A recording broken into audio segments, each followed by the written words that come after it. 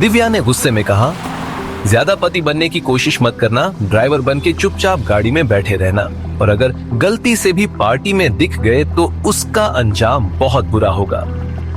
दिव्या अमन को धमका ही रही थी कि तभी उसकी चमचमाती कार आलीशान रेस्टोरेंट के बाहर आकर रुकी। लाल रंग की शाइनी ड्रेस पहनकर जब वो रेड कारपेट जैसे फ्लोर पर आगे बढ़ी तो सबकी निगाहें उसकी खूबसूरती पर टिक गई।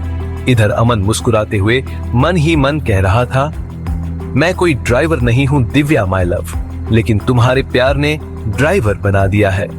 रेस्टोरेंट में पहुंचते ही दिव्या की फ्रेंड्स रुचि और महिमा वाइन हाथ में लिए उसकी तरफ बढ़ी और रुचि ने कहा, दिव्या आज भी तुम्हारा पति नहीं आया? हमें कब मिलवाएगी तू उससे? क्या वो इतना हैंडसम है कि हमारी नजर लग जाएगी? दिव्या ने घमंड से जवाब दिया, अरे तुम्हें पता ही है कि वो कितना बिजी रहता है, बिजनेस डील साइन करने दुबई गया है। इतना बड़ा बिजनेस एम्पायर है उसका कि मेरे लिए भी मुश्किल से टाइम निकाल पाता है। महिमा ने कहा, हाँ हम जैसे छोटे लोगों के बीच आने में उसे शर्म आती होगी। दिव्या कुछ और बोल पाती कि तभी उसने देखा कि सामने से अमन आ रहा था। आते ही एक जिम्मेदार आदमी की तरह वो दिव्या से बोला, मैडम आपका पर्स कार में रह गया था। दिव्या ने कहा, तुम्हारी हिम्मत कैसे हुई अंदर आने की? पर अमन पर उसकी बेरुखी का कोई असर नहीं हुआ। वो बोला, पर्स में आपका एटीएम कार्ड और वो हीरे की अंगूठी थी, इसलिए। तभी सिक्योरिटी गार्ड दौड़ता हुआ आया। मैडम मैंने इसे रोका था, कहा कि मैं दे देता हूं पर्स, लेकिन इसने बोला कि ये आपका पति है। रुचि और महिमा पास खड़ी ये सब देख रही थीं। उन्होंने गार्ड की बात तो नहीं सुनी, लेकिन इतना समझ गईं कि अमन दिव्या का ड्राइवर है। रुचि ने कहा, ओ माय गॉड दिव्या, तू ऐसा ड्राइवर रखती है? कम से कम थोड़ा स्मार्ट अच्छे यूनिफॉर्म वाला तो रख लेती, ये तो जैसे फुटपाथ से उठकर आ गया है। महिमा ने भी साथ देते हुए कहा, माना तेरे पति के पास टाइम नहीं है, पर तू तो टाइम निकाल कर कुछ अच्छे कपड़े खरीद देती इसको। दिव्या के होंठों पर झूठी मुस्कान थी और आंखों में जहर। वो रास्ते भर चुप रही और घर पहुंचते ही अमन को बुलाकर ऑर्डर दिया, अब ड्रामा बंद और असली काम शुरू, नीचे बैठो और मेरे पैर दबाओ। अमन ने चिंता के भाव से पूछा, थकी हो क्या? दिव्या जो गुस्से से उबल रही थी बोली, थक गई हूँ तेरी 2 कौड़ी की पर्सनालिटी से। अब मेरे पैर दबाओ और तब तक दबाते रहना जब तक मैं रुकने को ना कहूँ। दिव्या ने सोच लिया था कि वो अपनी इंसल्ट का बदला अमन की दुगुनी इंसल्ट करके लेगी। अमन उसके पैर दबाने लगा। ऊपर, अब नीचे, नहीं नहीं दाएं। तुम क्या जानवर के पैर दबा रहे हो? अमन ने कहा, सीख रहा हूँ। दिव्या ने कहा, तुम जीवन भर सीखोगे, तभी मेरे पैर के नाखून बराबर भी नहीं बनोगे। अमन ने कोई रिएक्शन नहीं दिया। देर रात तक वो प्यार से उसे देखता रहा और पैर दबाता रहा। सुबह दिव्या आंख खोलते ही चीख पड़ी, अमन रात को तुमने मेरा ड्रेस चेंज किया? अमन ने कहा, हाँ रात को तुम बेहोशी में पार्टी वाले कपड़ा पहनकर सो गई थी। वो कपड़े कहीं तुम्हें अनकंफर्टेबल ना लगे, इसलिए मैंने। दिव्या चीख पड़ी, तुम्हारी इतनी हिम्मत, तुमने मुझे हाथ लगाया? अमन ने कहा, मैं तुम्हारा पति हूँ। पर दिव्या गुस्से से पागल हो रही थी। पति? वो बस सिर्फ नाम के हो, शादी भी दादाजी की जिद पर की थी। अमन सिर झुकाकर सुनता रहा और हल्की स्माइल के साथ कमरे से बाहर निकल गया। आखिर कौन सी वजह थी जिसने अमन को अपमान का यह घूंट पीने पर मजबूर कर दिया था? ये बात दिव्या को भी कभी समझ नहीं आई थी। अमन अपने कमरे में गया, अलमारी से एक छोटा सा रुमाल निकाला, उस पर खून के फीके धब्बे थे। उसने रुमाल को सीने से लगाया, गहरी सांस ली और वापस रख दिया। थोड़ी देर बाद अमन तेज धूप में लॉन में घास काट रहा था। तभी एक चमचमाती गाड़ी आकर रुकी। सुकेश ने कहा, अरे बॉस।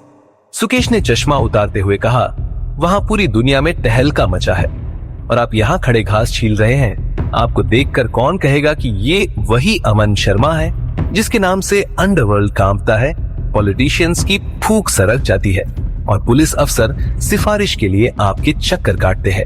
मनी और पावर की जीती जागती मिसाल अमन शर्मा यहाँ दूसरों के घर में चाकरी कर रहा है। आखिर क्यों बॉस? अमन मुस्कुराते हुए बोला, हो गया तुम्हारा? अब मैं कुछ बोलूं? मैंने मना किया था ना सुकेश तुम्हें यहाँ आने से। सुकेश ने कहा, सर मैं खुद नहीं आना चाहता था, लेकिन क्या करूं? बात ही कुछ ऐसी थी कि मेरे दिमाग में दूसरा कोई नाम आया ही नहीं। आपको शायद मालूम ना हो, पर बंसल ब्रदर्स ने वह डील कैंसिल कर दी है जिसके लिए मुझे 3 राज्यों का दौरा करना पड़ा था। अमन ने कहा, क्या? अमन के माथे पर बल पड़ गए। उधर बालकनी में खड़ी दिव्या हैरानी से सब देख रही थी। अमन ने कहा, उस बंसल की इतनी हिम्मत कि उसने हमारी डील को ठुकरा दिया, जबकि मैंने मुख्यमंत्री को बोलकर उसे कॉल करवाया था। तुमने पेपर्स में कोई छेड़छाड़ तो नहीं की थी सुकेश, या हमारी सेक्रेटरी ने कागज तैयार करते समय कोई गड़बड़ कर दी हो? सुकेश ने कहा, बिल्कुल नहीं, मैंने खुद सारे कागज चेक किए थे, लेकिन मुझे लगता है कि बात कुछ और है सर। अमन ने कहा, मैं जानता हूँ, वह बंसल सिर्फ मुझसे पुरानी दुश्मनी निकालना चाहता है, लेकिन चिंता मत करो, उसे मैं देख लूंगा। सुकेश ने कहा, ठीक है, और वो प्रिंसेस? अमन ने सोचते हुए कहा, स्टॉप इट सुकेश, मैं तुम्हें पहले भी सतर्क कर चुका हूँ कि उस लड़की का नाम तुम्हारी जुबान पर नहीं आना चाहिए। उन दोनों को बात करते देख दिव्या की क्यूरियोसिटी बढ़ने लगी। वह मन ही मन बोली, इस गुड फॉर नथिंग आदमी से बात करने इतना रॉयल लड़का क्यों आएगा? जरूर इससे इसने पैसे लिए होंगे और दे नहीं रहा होगा, अपना उद्धार मांगने आया होगा। चलो चल के पूछते हैं। इधर सुकेश अपने सवाल पर अड़ा था, लेकिन सर वो प्रिंसेस एक स्टेट की। अमन ने कहा, आई डोंट केयर, वह अगर इस देश की प्रेसिडेंट भी होती तो भी मेरा जवाब नहीं बदलता। You know I am married. Divya से मैं बेइंतहा मोहब्बत करता हूँ, किसी और लड़की का नाम भी मेरी जुबान पर नहीं आना चाहिए। अब चलो फौरन निकलो यहाँ से, अगर किसी को शक हो गया तो मेरे सारे प्लान पर पानी फिर जाएगा। अमन ने यह कहकर सुकेश को उल्टे पांव वापस भेज दिया। वह पीछे मुड़ा तो दिव्या को खड़ा पाया। उसके होश ठिकाने लग गए। दिव्या को देखते ही वह लड़का फटाफट वहां से निकल गया। दिव्या ने अमन से पूछा, कौन था ये लड़का? अमन ने काफी सावधानी से जवाब दिया, दोस्त था, दोस्त। दिव्या ने कहा, तुम्हारा दोस्त लग्जरी गाड़ी से आए, ऐसा तो हो नहीं सकता। अमन ने कहा, अरे वो स्कूल का दोस्त था, वो बहुत आगे निकल गया बिजनेस में, पैसे का बिल्कुल घमंड नहीं है उसे। अमन का जवाब सुनकर दिव्या फिर पूछ पड़ी, हमारे खिलाफ कोई साजिश तो नहीं कर रहे हो? नेस के साथ मिलके तुम कितना भी बुरा सोचोगे दादाजी, तुम्हें अच्छा ही कहेंगे। अमन ने कुछ बोलना चाहा, तभी उसके पास किसी की कॉल आई और उसने उसे अपना मैसेज बॉक्स चेक करने को बोला। दिव्या उसे बिजी देखकर वहां से जाते हुए बोली, साफ सफाई का खास ध्यान रखना, तुम भले गंदगी से रहो लेकिन लॉन हमारा साफ सुंदर रहना चाहिए। दिव्या के जाते ही अमन ने मैसेज बॉक्स पर वह वीडियो देखा। उसे देखते ही उसके होश उड़ गए। उस वीडियो में मुंबई के एक 7 सितारा होटल का मालिक लोकेश अपने मैनेजर से बोल रहा था, दिव्या को मैं किसी भी हाल में हासिल करके रहूंगा, उसे मैं बचपन से जानता हूँ, मेरा पहला इश्क है वो। मैनेजर ने कहा, सर आपने जैसा कहा था, दिव्या कोठारी के साथ हमने अपना कॉन्ट्रैक्ट खत्म कर दिया है। लोकेश बोला, शाबाश, अब आएगा मजा। अब यह डील दोबारा तभी होगी जब वह दिव्या मेरे सामने आकर गिड़गिड़ाएगी। मैनेजर बोला, लेकिन सर दिव्या तो शादीशुदा है, अपने हस्बैंड को छोड़कर वह भला। लोकेश बोला, बस उसका पति तो बिल्कुल नल्ला आदमी है, उसे किसी ने देखा तक नहीं है आज तक। वो खुद दिव्या के टुकड़ों पर पलने वाला पालतू कुत्ता है। उसके अंदर इतनी हिम्मत कहाँ जो लोकेश सेठी का मुकाबला कर सके। लोकेश ने इतना कहकर शराब का एक घूंट पिया, फिर बोला, दिव्या अगर मेरे बिस्तर पर नहीं आएगी तो मैं उसे घुटनों पर लाकर छोड़ूंगा। इतना सुनने के बाद अमन का खून खौल गया। कुछ देर बाद दिव्या बेचैन होकर कमरे से निकली और अपनी कंपनी में मैनेजर को कॉल पर बोल रही थी, ये कैसे हो गया? लोकेश हमारी कंपनी से कॉन्ट्रैक्ट खत्म करने वाला है, तुम डायरेक्ट उसके पास जाओ। मैनेजर ने कहा, ठीक है मैम। दिव्या ने कहा, सुनो रुको, मैं भी आती हूँ वहां। इतना कहने के बाद दिव्या अमन को ढूंढने लगी। कहाँ गया ये आदमी? खुद तो कोई काम है नहीं, हमारा काम भी खराब करेगा। दिव्या ने इतना कहा ही था कि उसके फोन पर उसके मैनेजर का मैसेज आया। मैनेजर ने लिखा, काम अर्जेंट है तो मैं कैब बुक करके निकल जाऊंगा, आप अभी मत आइए, वहां पहुंचकर अपडेट देता हूँ। दिव्या ओके लिखकर डील के बारे में सोचने लगी। वो इस बात से अनजान थी कि जिस अमन को ढूंढ रही थी वो लोकेश की धज्जियां उड़ा रहा था। अमन लोकेश के ऑफिस में उसी के केबिन में उसका गिरेबान पकड़े खड़ा था। लड़कियों को अपने बिस्तर पर सुलाने का बहुत शौक है ना, रुक जा, अब मैं तुझे मौत की नींद सुला दूंगा, दिखा अपनी मर्दानगी अब। ये देखते ही लोकेश के पसीने छूटने लगे। वह घबराते हुए बोला, अरे कौन हो तुम और ऐसे अंदर कैसे घुसे चले आए? मेरा कॉलर छोड़ो, जानते भी हो कौन हूं मैं। अमन ने उसका कॉलर छोड़ने के बजाय उसकी गर्दन पर अपनी पकड़ को और मजबूत कर लिया और दांत पीसते हुए बोला, बहुत अच्छी तरह से जानता हूं कि तुम एक नंबर के नीच और गिरे हुए इंसान हो। कोठारी के साथ डील करो या फिर मरने के लिए तैयार हो जाओ। सब लोग वहां खड़े खड़े तमाशा देखे जा रहे थे। तभी अचानक गोलियां चलने की आवाज हुई। 2 बॉडीगार्ड भागकर वहां पहुंच गए। उनमें से एक बॉडीगार्ड ने अमन के सिर पर पिस्तौल तान दी और बोला, बॉस को छोड़ दे वरना खोपड़ी खोलकर रख दूंगा।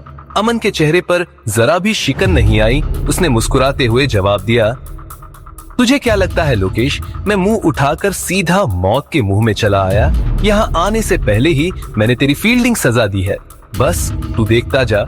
इधर अमन ने यह बात कही, उधर लोकेश के मैनेजर मानव का फोन बजने लगा। मानव ने फोन निकाला और स्क्रीन पर नाम देखते ही उसके चेहरे पर तनाव आ गया। कुछ देर बाद मानव पलटा तो उसके चेहरे पर हवाइयां उड़ रही थीं और माथे से पसीना बह रहा था। लोकेश ने परेशान होते हुए पूछा, मानव क्या बात है? मानव किसी तोते की तरह बड़बड़ाने लगा, सर बैड न्यूज है, मिस्टर लूथर के साथ हम $1 बिलियन की जो डील साइन करने वाले थे वह कैंसिल हो गई और ऊपर से नुकसान की भरपाई करने के लिए भी बोल रहा है वो। लोकेश को मानो अपने कानों पर भरोसा ही नहीं हुआ। क्या ये क्या बक रहे हो तुम? तभी लोकेश का फोन बज उठा। डैडी का फोन इस समय। लोकेश चौंका और कॉल उठाकर फौरन फोन कान से लगाया। दूसरी तरफ से उसके डैडी चीखते हुए बोले, उल्लू के पट्टे, ये क्या रायता फैला दिया है तूने? किस आदमी से पंगा ले लिया तूने? हमारी कंपनी के शेयर लगातार गिरते जा रहे हैं। एक के बाद एक 6 कॉन्ट्रैक्ट्स कैंसिल हो गए और इनकम टैक्स वाले पागलों की तरह मेरे पीछे पड़े हुए हैं। मैं सिंगापुर के लिए निकल रहा हूं अभी के अभी। तू भी फटाफट अंडरग्राउंड हो जा। याद रखना, अगर तू पुलिस के हत्थे चढ़ गया तो मैं कह दूंगा कि तू मेरा बेटा नहीं है। इतना कहने के बाद उसके डैड ने फोन रख दिया। मानव ने फौरन हाथ पकड़कर लोकेश को एक तरफ खींचा और फुसफुसाया, सर कहीं वो बड़ा आदमी यही तो नहीं? इसके आने के बाद से ही ये सारी आफत आई है हमारे ऊपर। मैं तो कहता हूँ इससे माफी मांग लीजिए। ये सब चल ही रहा था कि दिव्या का मैनेजर वहां आ पहुंचा। अमन को सबसे लड़ते देख उसने मन ही मन कहा, ये अमन यहाँ क्या कर रहा है? इसकी हिम्मत कैसे हुई यहाँ आने की? और ये इतने बड़े आदमी के साथ बदतमीजी कैसे कर रहा है? लग रहा है कि इसकी बदतमीजी की वजह से ही ये डील कैंसिल हुई है। दिव्या मैम को पता चलेगा तो इसे घर से निकाल देंगी। इतना कहकर उसने दिव्या को फोन लगा दिया। मैनेजर की कॉल का क्या होगा अंजाम? क्या दिव्या अमन से रिश्ता तोड़ लेगी या अब भी करती रहेगी दादाजी के फैसले का सम्मान? या अमन की धमकी के बाद लोकेश दिव्या की कंपनी के साथ डील करने को तैयार हो जाएगा? आखिर कौन सी ऐसी वजह है जिसे नौकरों जैसा बर्ताव सहने के बाद भी अमन दे रहा है दिव्या का इतना साथ? आगे की कहानी जानने के लिए देखिए अगला एपिसोड सिर्फ पॉकेट FM के YouTube चैनल पर, और गैंगस्टर घर जमाई के सारे एपिसोड्स को सुनने के लिए डिस्क्रिप्शन में दी लिंक से डाउनलोड करें पॉकेट FM ऐप।